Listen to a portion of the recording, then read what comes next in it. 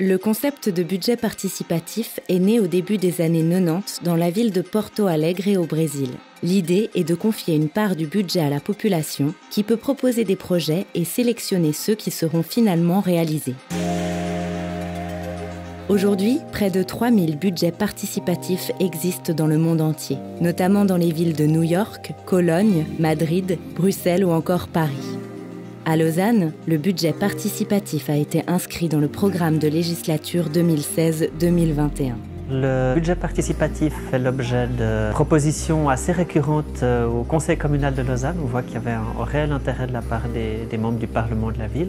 On a l'opportunité de participer beaucoup à la vie politique avec la démocratie directe, etc. Par contre, c'est vrai qu'on a finalement peu de possibilités de faire des choses tout près de chez nous, dans notre quartier, etc. Ce dont une ville comme ça, en pleine croissance et en plein bouleversement, elle a besoin justement de retrouver de la cohésion. Elle a besoin probablement de renforcer ce lien et de donner plus d'espace à ses habitants. C'est ainsi qu'en 2019, et pour la première fois en Suisse, chaque Lausannoise et Lausannois ont la possibilité de participer à l'organisation de leur ville et de leur quartier en réalisant des projets qu'ils auront créés et choisis. Le budget participatif s'inscrit dans cette idée de ville novatrice, de ville proche de ses habitants, et du coup ça faisait tout son sens qu'on développe ça à Lausanne. L'idée, c'était vraiment de donner la parole aux habitants des quartiers. Dans votre quotidien, vous avez besoin de quoi? Vous pouvez vous exprimer sur ce dont vous avez besoin et nous, on va faire en sorte que ça se passe, quoi. Le 14 janvier 2019, un site internet est mis en place et la première phase du budget participatif de la ville de Lausanne est alors lancée.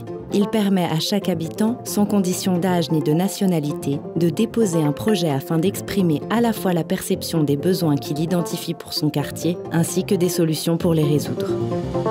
L'idée de projet, ça pourrait être certaines personnes qui sont à mobilité réduite et du coup qui sortent peu, qui sociabilisent peu. Et ce qu'on pourrait faire, c'est un tournus avec des jeunes du quartier pour aller voir ces personnes, les écouter, leur parler. Ce qu'on va proposer comme projet, c'est de redécouvrir des anciennes techniques de conservation à travers des ateliers de cuisine. Notre projet, c'est d'essayer de faire une bibliothèque de prêt d'objets. Par des dons ou par des achats, on aurait un local avec plein d'objets pour faire du bricolage, pour partir en vacances, faire du camping, que les gens pourraient emprunter comme ils empruntent des livres à une bibliothèque. Contrairement à d'autres budgets participatifs où les gens lancent des idées et ensuite la ville élabore un projet sur la base des idées, les gens arrivent avec leur propre projet mais doivent dès le début avoir quelque chose d'un peu plus mature. C'est aussi pour ça qu'on a mis un accompagnement pour faciliter l'appropriation du processus. C'est très chouette d'avoir un encadrement, de pouvoir échanger sur le projet, de pouvoir découvrir d'autres projets, d'autres idées dans d'autres quartiers et de voir en fait que des personnes sont motivées à organiser des choses pour d'autres citoyens. Le fait d'avoir une régularité dans les permanences fait qu'il y a des groupes qui se sont constitués, qui ont utilisé en fait ces permanences pour se constituer et pour déposer un projet. Souvent, quand on a un projet, c'est pas facile de savoir où le déposer, où le proposer, qu'est-ce qu'il y a comme contrainte, comme possibilité ou impossibilité. C'est en tout cas une porte d'entrée un peu universelle qu'on souhaite proposer pour toute une série de projets.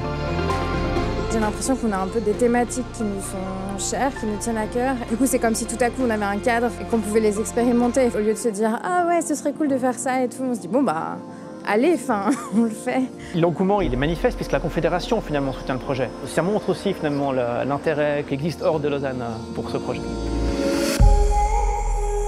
Pour la première édition, 34 projets ont été déposés et après examen de leur faisabilité technique et légale, 19 d'entre eux ont été retenus pour la phase de vote inaugurée le 27 août dernier. On lance aujourd'hui le vote sur les projets du budget participatif. Avec 19 projets, ça donne aussi des perspectives tangibles aux porteurs de projets et un choix aux votants et votantes qui leur permettent de voir aussi que leur voix compte. Ce qui est important pour nous, c'est de permettre à l'ensemble de la population de participer aux prises de décision qui les concernent, indépendamment de leur statut, de leur passeport ou de leur nationalité.